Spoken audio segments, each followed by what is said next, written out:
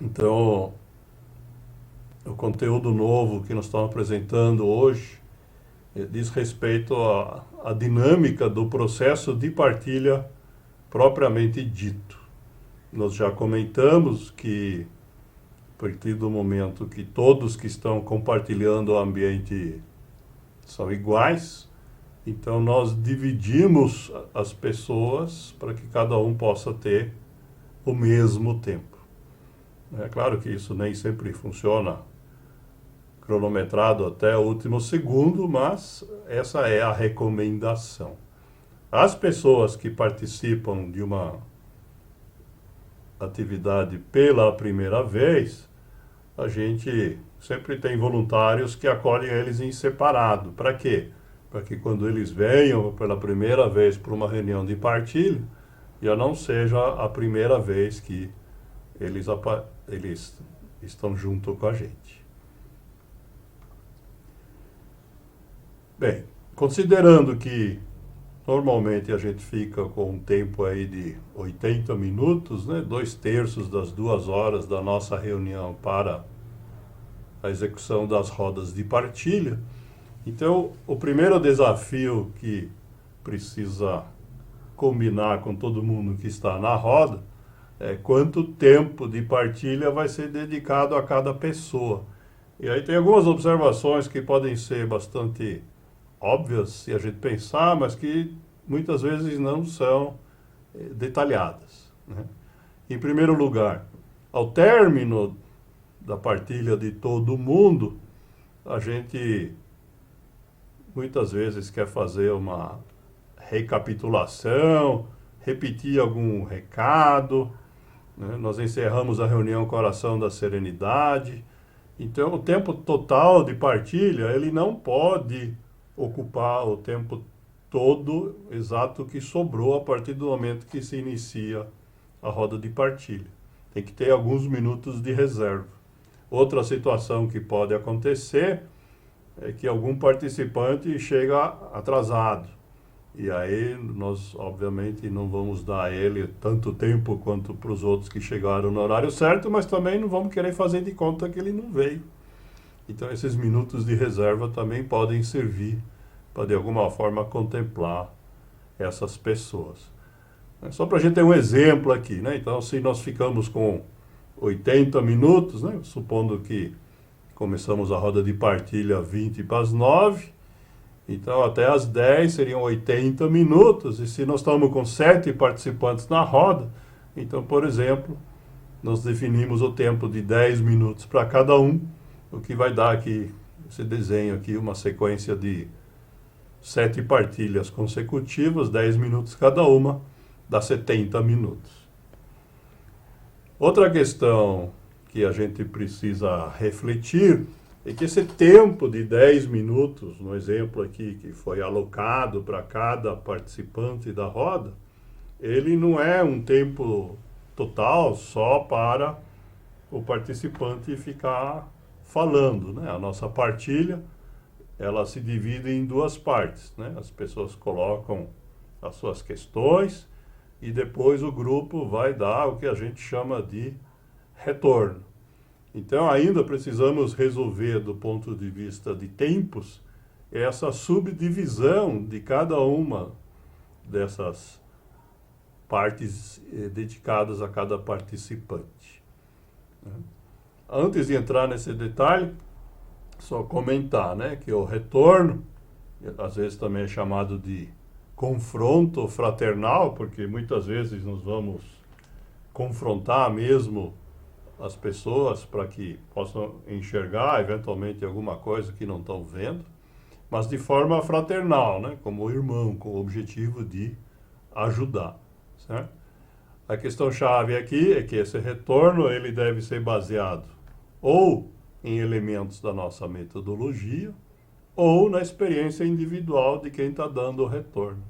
Lembrando que esse momento não é um momento de partilhar, é o momento do retorno. Nós vamos ver já já que não há tempo para isso, certo? É só lembrar que esse momento não é um momento de dar palpite ou de dar opinião política, ou se alguém achar que tem o diagnóstico médico ou alguma outra coisa do tipo. Não é esse o intuito do retorno, né? O intuito do retorno está resumido aqui nessa frase da Eleanor Roosevelt, né? Que o objetivo é, como já sabiam os antigos chineses, né? Ser sábio é aprender com os erros dos outros, né? A Eleanor explicou direitinho, né? Nós não temos tempo para cometer todos os erros pela gente mesmo, né? Outra questão em relação ao retorno é quem pode dar retorno. Às vezes nós temos pessoas que estão participando pela primeira vez da roda de partilha e acham que não podem, mas se são todos iguais, todo mundo pode. É possível que aquela pessoa que está com a gente pela primeira vez é exatamente a pessoa que tem a experiência de vida que falta para a gente. A outra questão que nós precisamos pensar, e eu quero aprofundar isso um pouquinho, é quanto tempo que a gente deve gastar para dar um retorno. Então, assim, como orientação, o retorno ele deve ser assertivo, né? Porque se alguém começar a falar muito, ele vai impedir que outras pessoas que estão participando da roda possam dar retorno. Então, na verdade, se nós queremos que várias pessoas possam dar retorno para a gente, nós temos que dar esse mesmo direito para os outros, o que significa que a gente precisa ser breve, né? A gente precisa ser assertivo, né? É claro que a quantidade de retornos e a duração de cada um vai depender de todo o tempo que a gente tem disponível para lidar com a partilha de cada pessoa, né?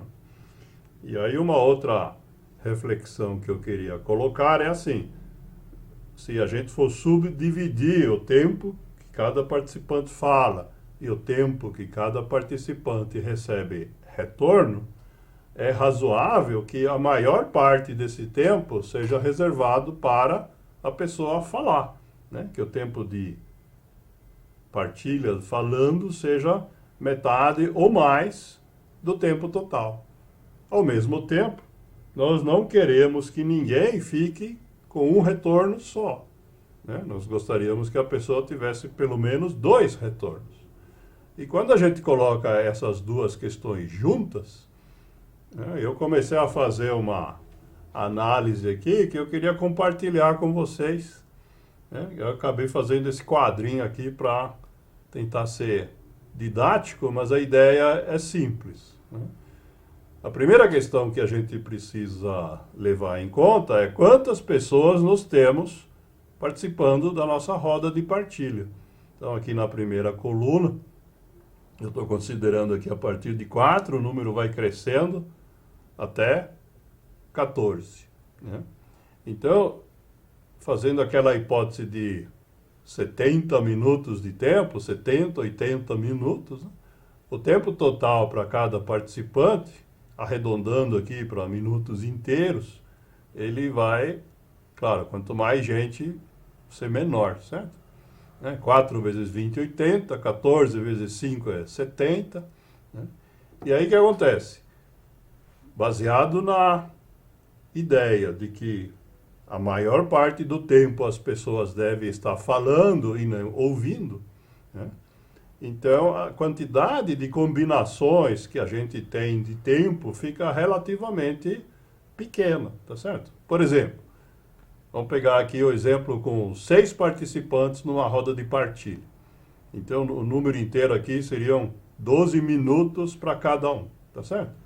Se são 12 minutos para cada um e a pessoa vai falar pelo menos mais que metade do tempo, isso significa que a pessoa vai poder falar ou 7 minutos, ou 8, ou 9, ou 10, ou 11. 12 não pode, porque fica sem retorno. E 11 também não deveria, porque aí vai sobrar só 1 minuto para o retorno. E a gente quer que todo mundo tenha pelo menos 2, tá certo? Então nós temos aqui, na verdade, só 4 opções de divisão do tempo. Se a gente deixar só 2 ou 3 minutos para o retorno, também nós vamos ter em função da fala, muito pouco tempo para o retorno. Então, o que eu fiz aqui, né, como primeira tentativa, pintar em verde aquelas combinações de tempo que parecem mais razoáveis, né? Claro, se a pessoa se exceder e ela entrar aqui na faixa amarela, não tem problema, né? Nós não vamos matar ninguém por conta disso. Mas o importante aqui dessa análise é que, na verdade, quando a gente começa a roda de partilha e a gente se concentra em pensar como vai fazer a divisão do tempo, o número de opções disponíveis não é tão grande assim quando a gente coloca essas duas limitações. Que quem vai falar vai gastar mais que metade do tempo total disponível, né? E que nós queremos que cada um receba pelo menos 2 retornos. Então, por exemplo, só para ter um segundo exemplo, se a gente tiver uma roda de partilha com 14 pessoas ou com 12 pessoas, então nós vamos ter aqui um tempo de 5 minutos. Claro, aqui já está arredondado, pode acrescentar alguns segundos se quiser, mas não vai fazer diferença para análise. Então o que acontece? Teria que ser 3 ou 4 minutos a pessoa falando e só 1 ou 2 de retorno, né? Mas ainda assim é bem pouco tempo, né? Então, por essa análise aqui, a recomendação seria que, se tiver mais que 10 pessoas na roda, a gente subdivide a roda em duas, né? Para poder cair em uma dessas situações que estão aqui pintadas de verde. Eu vou compartilhar esses slides depois, né? E eu gostaria de ter aí retorno, observações, mas é uma questão bastante simples, né? Se a gente quiser levar em conta essas duas questões, não tem tantas opções assim, quantas vezes a gente fica achando quando não para pensar. A escolha, né, de qual dessas combinações usar, ela tem que ser combinada no momento que começa a roda de partilha, porque até esse momento a gente não sabe quantas pessoas vão estar participando. Então, isso tem que ser decidido na hora, e esse quadrinho serve de referência, digamos, entre aspas, né, para tomar essa decisão. Né? A outra questão, o quadrinho, para fins de simplificação, tá tudo em minutos inteiros. Se achar que vale a pena, pode usar frações de minutos aí para ter um controle melhor do tempo, mas isso não vai mudar o raciocínio total. Outro aspecto importante é como lidar com o retorno. Porque o retorno, ele tem o objetivo de confrontarmos o que a pessoa acabou de dizer, mas não é para ser iniciado um diálogo, né? A partilha ela é dividida na fala da pessoa e o retorno. Não tem uma terceira parte. O que significa isso? Na hora de ouvir o retorno, quem partilhou não deve retrucar. Por quê? Por várias razões, né? Primeiro, porque quando a gente fala, a gente não escuta. Segundo, quando a gente retruca, normalmente a gente vai levantar objeções em relação àquilo que escutou. Ou seja, na verdade está jogando fora mentalmente aquilo que acabou de ouvir. Ou seja, está destruindo a utilidade do retorno na prática.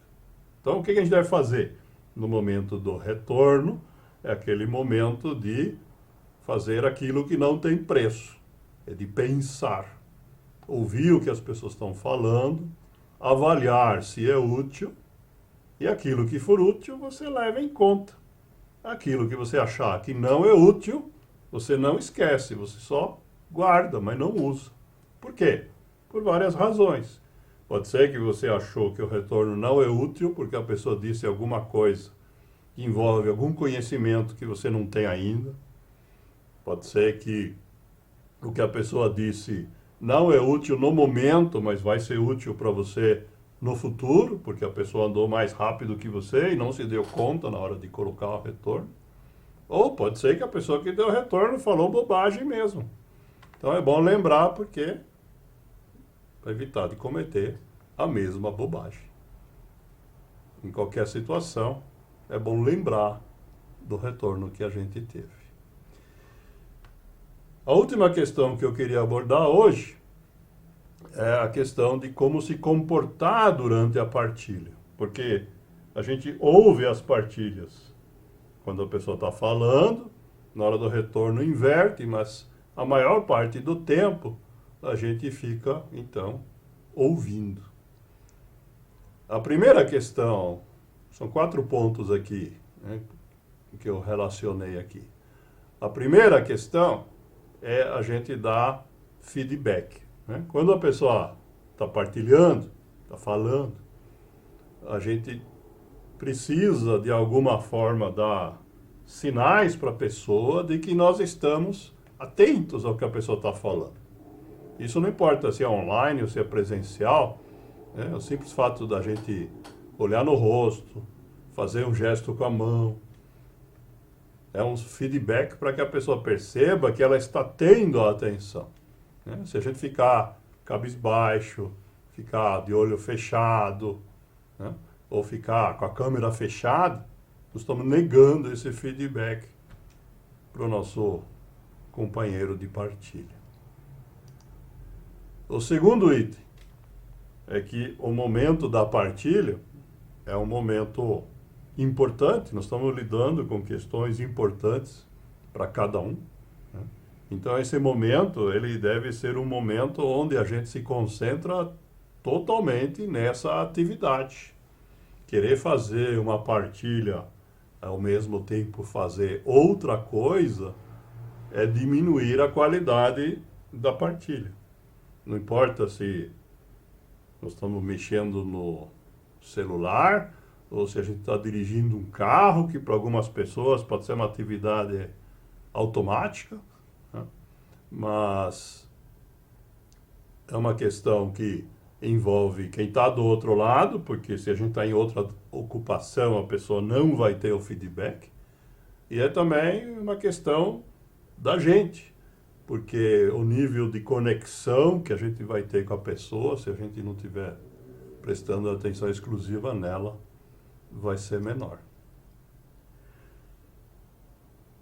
O terceiro ponto, o penúltimo, é que a gente não deve escutar as pessoas com nenhum tipo de plano preconcebido, ou preconceito, ou pensando simplesmente numa estratégia de, o que é que eu vou responder, qual vai ser o retorno que eu vou dar.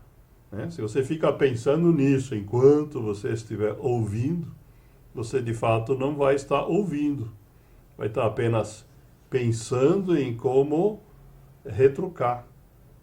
E a melhor maneira da gente se policiar, né, é prestar atenção. Se no momento que a outra pessoa está partilhando, você escuta uma voz interna sua que está se perguntando aí, ou te dizendo alguma coisa. Né? E se você não estava prestando atenção e essa vozinha acabou de dizer para você que voz é essa aí mesmo que eu estou falando. Né? Essa voz interna é, na verdade, a mente da gente que precisa ser parada. Né? Isso é, inclusive, para alguns, uma forma de meditação. Né? Mas, mesmo que você não acredite nisso, o fato de você estar presente por inteiro no momento de ouvir a outra pessoa, isso vai gerar um bonito presente que você está dando para o outro e, obviamente, vai fazer com que o nível de conexão entre todo mundo que está participando seja muito maior. E por último, quando a gente fala que a partilha tem o ato de pensar que não tem preço, na verdade, nós estamos resumindo esse item aqui. O momento de ouvir é o momento de aprender. Porque, como é sabido há milênios e consta em todas as culturas, todos nós podemos aprender alguma coisa com todas as pessoas, independentemente do seu nível de formação. E como diz na Bíblia, até dos animais dá para aprender coisas, né? Então, quando a gente para e escuta com a intenção de aprender, com curiosidade sobre o que está se passando com aquela pessoa, o que ela está sentindo, o que ela está pensando, quais são os problemas que ela está enfrentando, que estão gerando medo, quais são as crenças dela, e você está ativamente envolvido nesse processo, então você aprende, né? Esse é a contrapartida, né, que os voluntários que facilitam as rodas já aprenderam a fazer e que a gente convida todo mundo a ter esse ganho, certo?